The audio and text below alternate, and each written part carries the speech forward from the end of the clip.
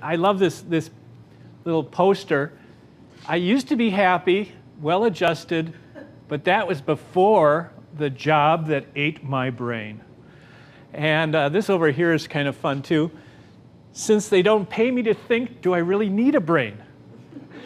So, you know, this is an exaggeration, but sadly, it's not that much of an exaggeration. So why don't we take a look and kind of look at the data coming out of places like the Gallup organization. They do the kind of gold standard on employee engagement surveys, and see where are we at. You know, how engaged are our employees, and what is it costing us? Well, according to Gallup, 17% of employees in the United States hate their jobs. They look at their employer as their enemy. They work against the company's interests. And if you had 100% employees who hated you, how do you think your company would perform?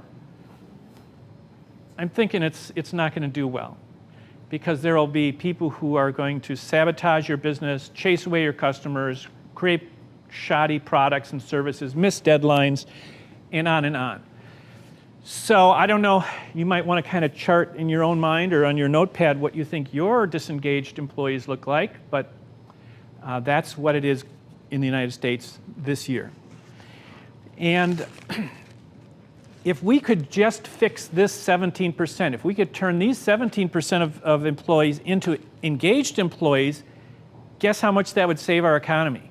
Just this 17%. We fix them. We get them back on track, get them back on as part of the program. What does that save our economy this year? Take a guess. Steve?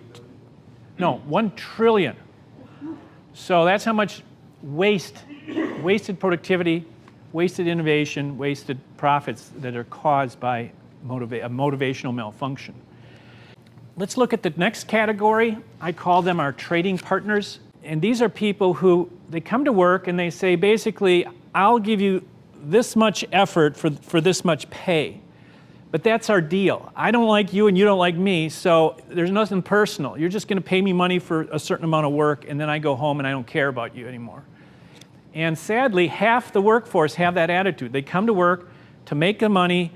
They don't care about the company. If they get an idea, they're not going to share it with their company because they don't care about the company. It's strictly an impersonal transaction.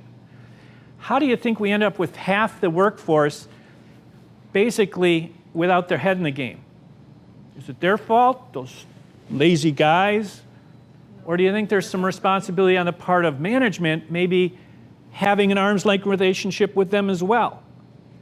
Because my whole book, you don't have to buy my book, well, there are a couple out there. The whole book boils down to what goes around comes around. If you project something on your employees, they're going to project it back at you. If you treat them in an arm's length relationship like they're just a low-class citizen, well, they're going to put their arm out too and treat you the same way. So that's one way we can kind of think about how to fix this group. And fortunately, 33% of our employees have their head in the game. They believe in the company and its mission. They're willing to go beyond the call of duty for their company. They're our champions. They're the 20% who do 80% of the work. Wouldn't it be nice if we could create more of these? 33%. Let's see, what would that be on a college exam if you get a 33% correct? Steve, what is that? That's pretty much an F. Steve says it's an F. Well, I agree. So companies worldwide get an F for motivating their employees. And this is an extreme, just in the United States, the 17% who are actively disengaged, that's 1 trillion. The 50% who are just normally disengaged, I'm going to toss in a couple more trillion. So there's like $3 trillion in lost revenue and profits because people don't have their head in the game. They're not motivated properly. Well, golly, that's a big problem in my view. And if we could fix that problem, we could have a huge impact on our country and globally. Now, here's how big of a problem it is. According to Deloitte, they do a global human capital trends survey every year, and they send out questionnaires all over the world to executives about what are their main problems this year. And in 2015, Deloitte said this year, employee engagement and culture issues exploded onto the scene, rising to become the #1 challenge around the world in our study. So what are we studying today? We're studying the #1 global business challenge is employee engagement and culture.